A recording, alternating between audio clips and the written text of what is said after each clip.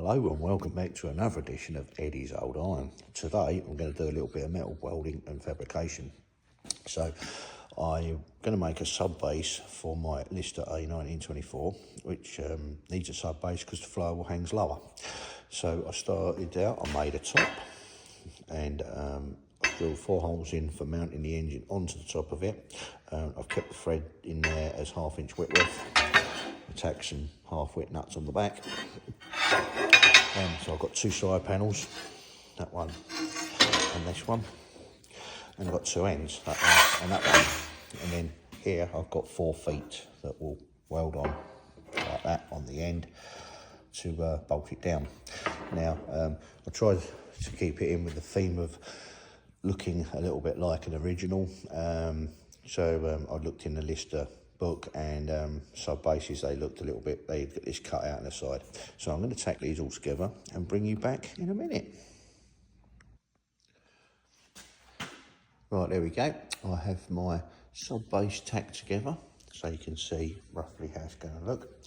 So the engine is going to sit on top here, and then this will be bolted down onto a trolley, wooden trolley. So I'm now going to give it a little bit of a weld up, and I'll bring you back shortly.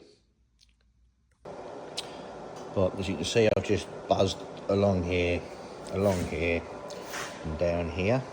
So you can see what's come out like. So I'm going to, not too worried about the finish because I'm going to linish it all off to make it look all rounded and rounded corners. So yeah, I'm going to put you on a little bit of time lapse and you can see what I'm getting up to. Right, here I go, welding up the sub base, run down the sides. I've got the welder set on 22 volts and about 5.5 meters per second in the wire. I just now start to fill up a little gap and run over it with spot and then over the top, and then I'll run down the rest of the joints all ready for linishing up. And back of the feet, I actually go round the feet twice, all ready for a nice grind up at the end.